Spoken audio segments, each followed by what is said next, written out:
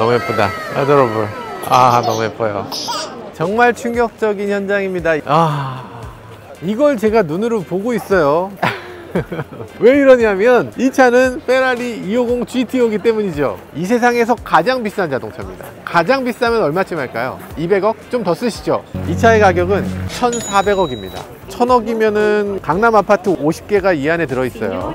옆에 보면 또 있습니다. 250이 두 대야. 250 테스타로사. 테스타로사는 빨간 머리란 뜻이죠. 물론 250 GTO라고 해서 다 가격이 1,000억은 아닐 거예요. 250 GTO 중에서 누가 탔던 차, 어떤 레이스에 참가한 차냐, 이것이 의미가 있을 거고요. 어쨌든 수백억에 달하는 자동차인 건 분명히 보입니다. 아니, 이렇게 아무렇지도 않게 있어도 되는 건가? 1,000억짜리 차를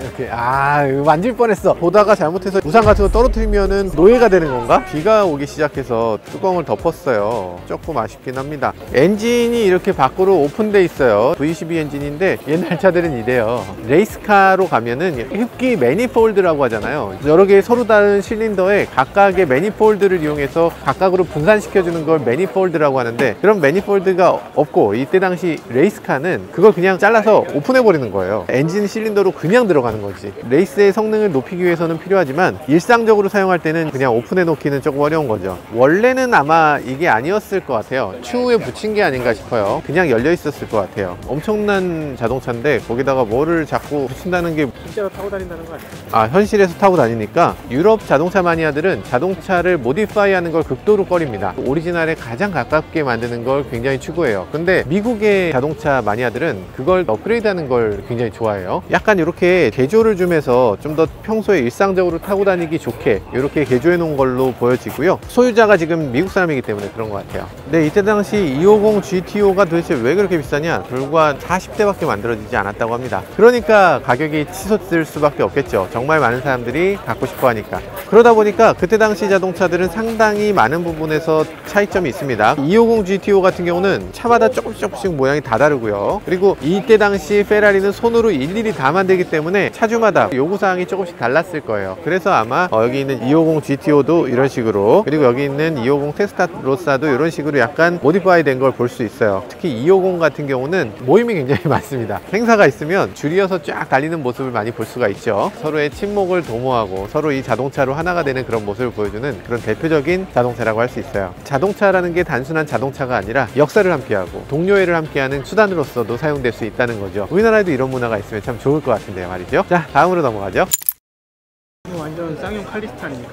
아니, 이게 왜 칼리스타예요? 에어로다이나믹. 이때 당시 자동차들의 유행이었죠, 유행. 칼리스타는 사실 이런 느낌이라기보다는 부가티를 흉내낸 것 같은 느낌이죠. 굉장히 우아하잖아요. 굉장히 멋지죠. 파란색이 부가티의 상징이기도 하고. 그러면 이 부가티는 도대체 몇 년에 나왔을 것 같아요? 36년입니다 36년에 나온 엄청난 부가티 타입 57S. 이때 당시는 자동차에 대해서 어떻게 해야 되는지에 대한 감이 많이 부족했었죠. 핸들 도대체 어떻게 돌리나? 이게 기어를 통해서 이렇게 해서 파이프를 움직입니다. 이 파이프가 앞뒤로 움직여져요. 이게 핸들을 돌리는 거죠. 핸들을 꺾을 때 이렇게 꺾여요. 아주 재밌죠. 핸들을 돌리는 것이 그냥 밖에서 들여다 보입니다.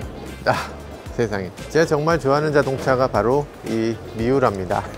여러분들도 좋아하지 않으세요? 미우라는 열정을 담고 있죠. 이 당시에 분노를 떠올리지 않을 수가 없어요. 자동차 회사를 만든 사람의 분노. 사실 옆에 페라리도 있지만 이 페라리를 타던 한 신사가 있었습니다. 그분은 트랙터를 만들던 분인데 이 엔진에 대해서 굉장히 잘 알고 변속기, 클러치 이런 것들에 대해서 잘 운영할 수 있는 사람이었어요. 돈도 당연히 많이 벌었죠. 그러다 보니까 페라리를 가지게 됐는데, 페라리를 운전하다 보니까 이 클러치라든지 이런 것들이 말이 안 된다는 거예요. 뭔가 크게 잘못됐다라는 걸 알게 됩니다. 이거 문제 있지 않냐? 라고 해서 바로 옆에 살고 있던 페라리를 찾아갑니다. 저 만나서 얘기를 좀 하고 싶습니다. 라고 했는데 페라리가 문전박대를 해버립니다. 페라리는 사실 레이서죠. 근데 이 사람은 엔지니어. 그러니까 엔지니어 입장에서 한마디를 해주고 싶은데 저 사람이 콧대가 너무 높아서 나를 만나주지 않아? 감히 람보르기니를 만나주지 않는다고? 타도 페라리를 외치면서 분노에 차서 만든 차가 바로 이 미우라입니다. 첫 번째 차는 아니에요. 람보르기니 첫 번째 차는 아닌데 람보르기니를 세상에 알리게 된, 깜짝 놀라게 만들었던 차가 바로 이 미우라입니다. 제네바 모터쇼에서 이 차가 처음 공개됐고요. 그 당시에 있던 어떤 자동차하고도 닮지 않았고요. 그리고 엔진이 여기 있습니다. 아니,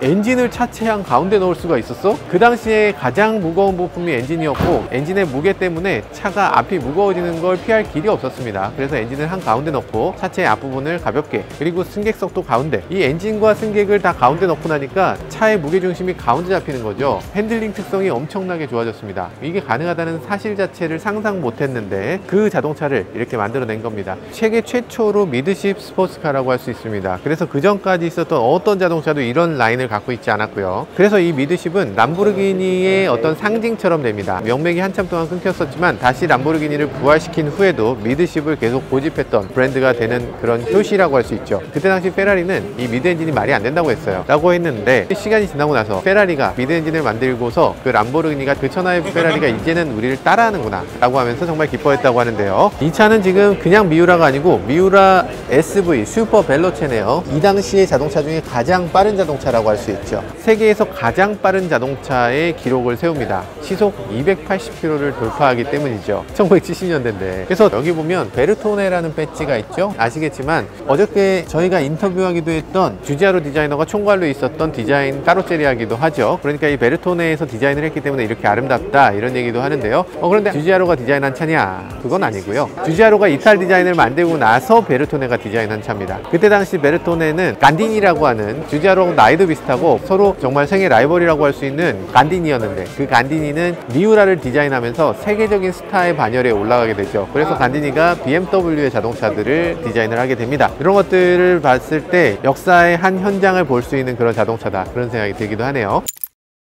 앞쪽에는 이렇게 팝업식 헤드램프를 갖고 있고요. 혼소에는 에어로다이내믹으로 이렇게 숨겨져 있다가 밤이 되면 튀어나옵니다. 밤엔 좀 천천히 달려야 되니까 낮에는 매끈해야지 라고 하면서 이 팝업식 램프를 사용하게 됩니다.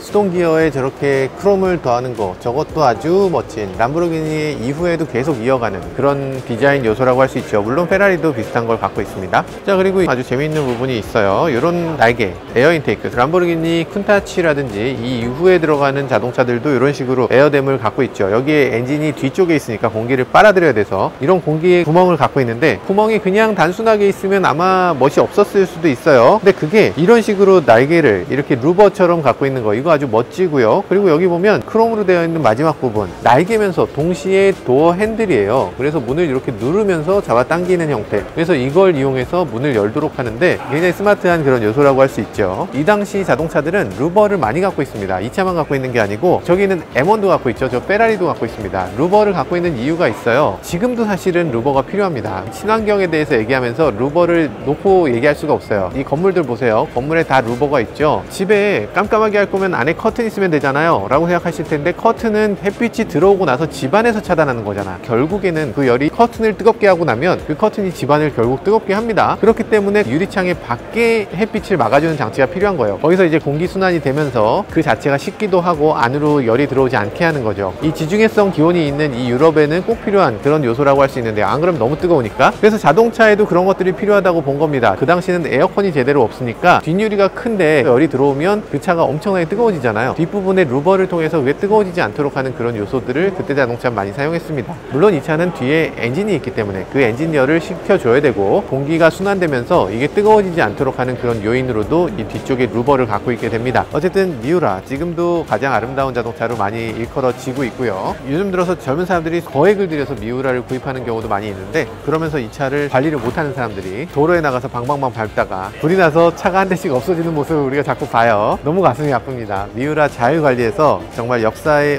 오래 남을 수 있는 자동차인 만큼 앞으로도 계속 좀 이어갔으면 좋겠습니다. 사실 미우라는 우리나라보다 일본에서 굉장히 많은 사람들이 정말 갖고 싶어하는 자동차거든요. 그래서 이 차도 지금 보니까 소유주가 에이조 토미타, 일본 사람이 갖고 있네요. 우리나라에서 보면 참 좋을 것 같습니다. 미우라는 워낙에 역사적인 가치가 높기 때문에 최근 들어서 미우라 컨셉트카도 나왔습니다. 굉장히 현대적으로 다시 자동차를 만들었는데, 이 미우라하고 비교했을 때 굉장히 다른 모습이긴 하지만 어쨌든 이 미우라를 그만큼 많은 사람들이 동경하고 있고 이 미우라가 그렇게 큰 의미를 담고 있다라는 걸 알 수 있는 대목이에요. 자, 다음 차로 넘어가도록 하죠.